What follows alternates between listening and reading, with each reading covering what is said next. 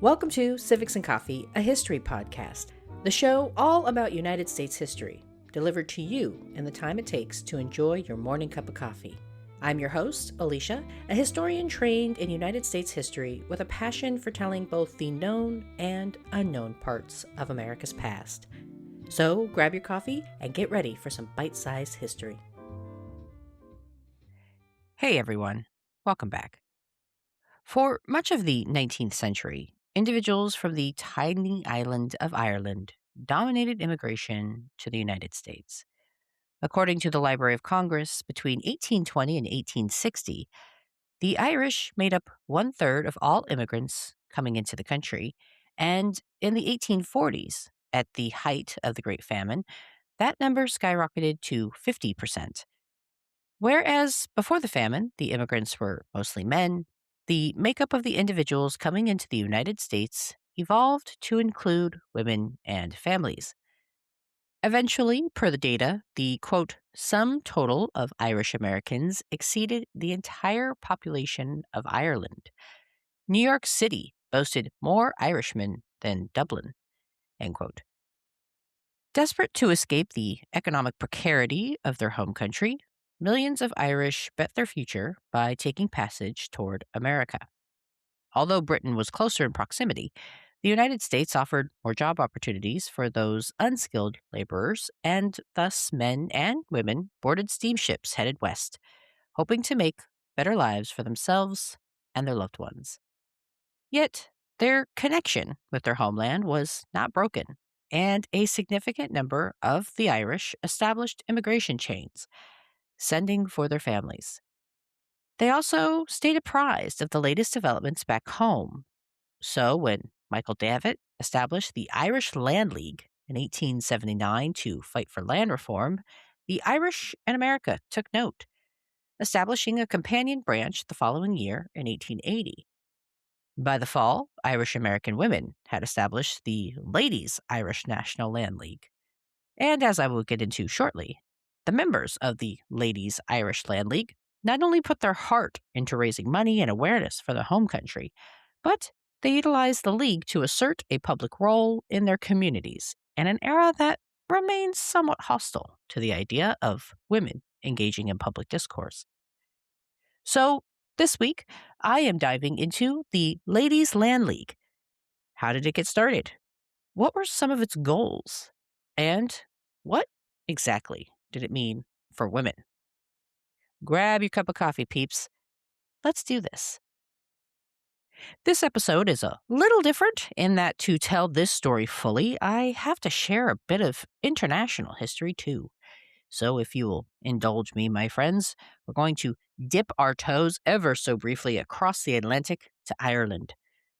As I mentioned in my opener, one of the major push factors for Irish immigration in the 19th century centered around the Great Famine, which destroyed the potato crop for several years from 1845 to 1852.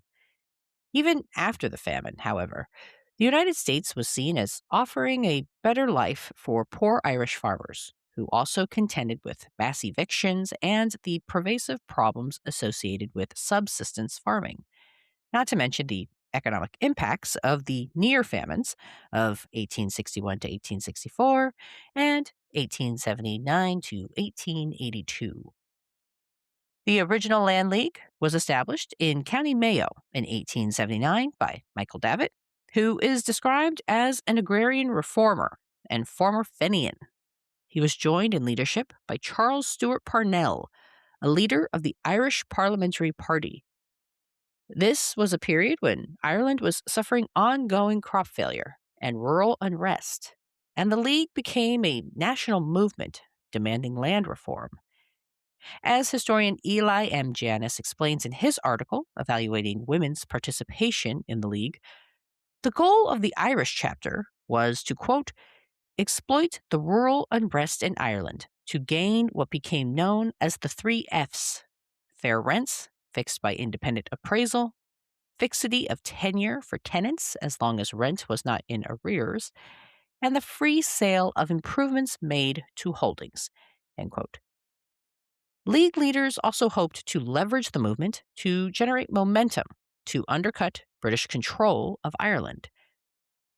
The movement attracted a mix of individuals who were willing to put aside their various differences in furtherance of a single goal and joined forces together under the single banner of the Land League. This made the organization unique, building support and leadership from a wide cross section of individuals who came from a variety of socioeconomic backgrounds. The Land League stood out. As historian Deidre Maloney explains, quote, during most of the 19th century, reform organizations in the United States, England, and in other pluralistic societies tended to be organized more rigidly along religious, class, and gender lines, end quote. Despite originating in Ireland, the Land League was heavily reliant on its diasporic communities for support, including those living in Canada and the United States. And while the Land League was a secular organization, the group still drew heavily from Irish American Catholics who were entering their second generation and the middle class in increasing numbers. Thus, in 1880, when Parnell and Davitt needed support and funding, they traveled to the United States. And as I mentioned in my opener, famine and economic precarity forced millions of Irish to flee their homeland in search of better opportunities elsewhere. For many, their best chance of success was in the United States. This was a moment where the Irish felt they were not exercising agency. Many felt they were being exiled, only to land in America and face a considerable amount of ridicule and distrust. Anyone who has seen political cartoons of the era will likely recognize some of the pervasive anti-Irish sentiment that permeated the newspapers, particularly in the East. This less than welcome environment caused Irish immigrants to circle their wagons and create deep connections with their fellow countrymen. The antagonism they faced also likely helped contribute to their sense of Irish nationalism. As historian Deidre Maloney explains, the sense of exile helped fuel interest in the Land League, since it gave the Irish a political alternative to their sense of helplessness. Thus, as Parnell and Davitt made their way throughout the country, they had little trouble in convincing their fellow Irishmen to contribute whatever they could to the cause. While there were Irish American Catholics entering the middle class, there were still many Irish Americans who were stuck in low-wage jobs. Yet, the duo still managed to raise over $300,000 in the course of 3 months for both the League and famine relief. Their cause proved so popular that while in the States, Parnell decided to establish an American branch in New York with the goal of increasing membership and, by extension, more opportunities to raise additional awareness and funds for the cause. However, despite the initial fundraising excitement, the American-based land leagues were not growing at a pace that the group anticipated. And here is where women enter the chat. League leader Charles Parnell had family in the United States. Sisters Fanny and Anna, who both lived with their American-born mother, Delia Tudor Stewart Parnell. The matriarch, a widow, raised her daughters as independent thinkers and actors, much more so than what was common for others of their class at the time. Neither daughter, for example, ever married, too worried about what the trappings of the institution would mean for their autonomy. Both women had literary interests and made a living through their words. Both sisters were involved with the League from its earliest days, doing their part to help raise awareness and calling on their neighbors to donate to the cause. In September 1879, before her brother and Davitt made their fundraising trip, Fanny wrote to the Boston Pilot to plead with her fellow Irish Americans, quote, "Will not the Irish here, who can afford it, give something from their conveniences here to help our countrymen to their terrible need?" End quote. Fanny's interest continued after the fundraising tour when she noticed that the Land League was not reaching its full potential. In her opinion, the organization's sluggish growth in America could be enhanced by involving women. After discussing it with Michael Davitt, Fanny established the Ladies' Land League of America, which she hoped would inspire competition among the existing branches and drive more fundraising for the movement. Establishing the League also did something else. It gave Irish American women an opportunity to step into uncharted territory and challenge the Victorian gender norms that limited so much of their lives. Women in the United States had a long history of bucking against the confines of domesticity, and during the Gilded Age, women took advantage of new and public opportunities to prove once and for all that they were fully capable of both rearing children and engaging in the quote unquote dirty business of politics, that they had the mental fortitude and capacity to handle the decisions necessary to be fully engaged political citizens. And Irish American women were no different. Like their native born sisters, Irish American women longed to be treated as something more than wife and mother. Participation in the Ladies' Land League could, they hoped, bring about change, while also bringing much needed aid to their friends and family in Ireland. Thus, a call was put out on October 15th, 1880, and ladies gathered in New York City to establish the first Ladies' Irish Land League. As the name suggests, the Ladies' Land League put women at the center of the organization, and every new branch established elected their own officers and passed resolutions that spoke to their individual needs. This, historian Eli Janis explains, quote, allowed Irish American women to carve out their own spaces within their communities and define their own priorities themselves, end quote. At the initial meeting, more than 100 women signed up and adopted the same constitution and bylaws as the Companion Men's Organization. Those who joined likely came in with experience, as women had plenty of practice as organizers and collectors at local church fairs and were familiar with maximizing their fundraising efforts. As Fanny Parnell suspected, once word got out that women had organized a ladies' chapter of the Land League, interest in developing subsequent chapters spread quickly. Soon, Parnell was fielding requests for information about how to organize local chapters and inquiries about ways to obtain copies of the Constitution used to establish the League. Local chapters cropped up throughout the country in major cities, including San Francisco, New Orleans, Boston, and St. Louis. To maximize participation, organizers kept fees low, some as low as a quarter, allowing women from a broad spectrum of socioeconomic backgrounds to participate. And while the total membership figures in the Ladies' Land Leagues are unknown, conservative estimates place national enrollment at around 10,000. This figure was calculated by historian Eli Janis and is based on reported enrollments in the Irish World newspaper, and he argues is likely an undercount in the total membership. No matter the exact figure, participation in the League offered Irish American women a chance at building transatlantic networks while also stepping into a space historically treated as reserved for men. Members of the League used the confines of domesticity to their advantage, claiming that it was because of their experiences as wives and mothers that they were specifically well suited to run local League chapters. As Fanny Parnell asserted, quote, this land league business is essentially a woman's business because it is essentially a work of philanthropy and humanity, end quote. League participation gave women a chance to engage in politics while still maintaining femininity, and it also gave members an opportunity to gain wider acceptance into American society by demonstrating their respectability, something that was a hot commodity for women in the Gilded Age. And for the most part, male members of the Land League were on board, with women joining ranks in the Irish cause.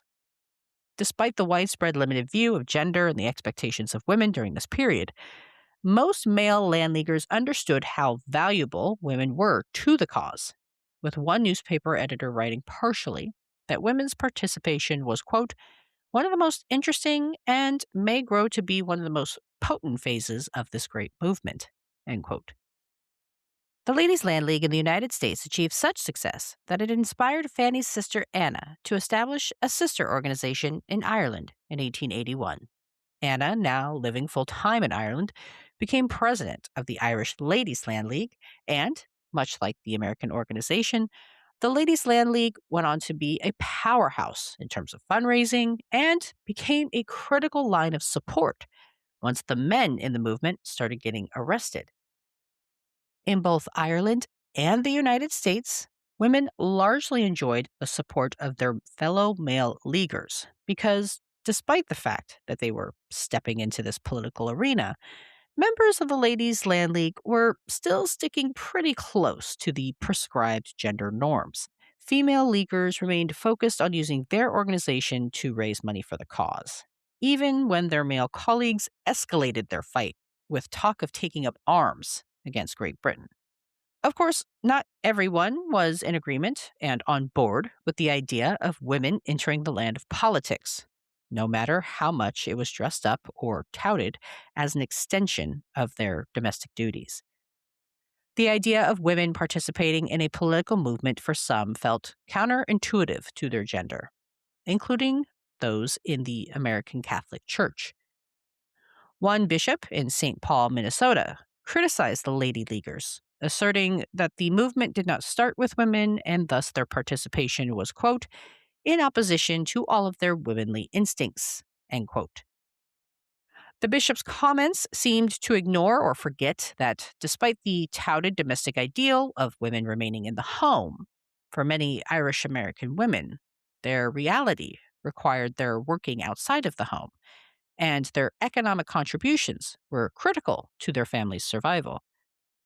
Not to mention, it was a wee bit ironic that a member of the church was criticizing women for raising money when the church was all too happy to accept women's unpaid labor when it came time to fundraise for them.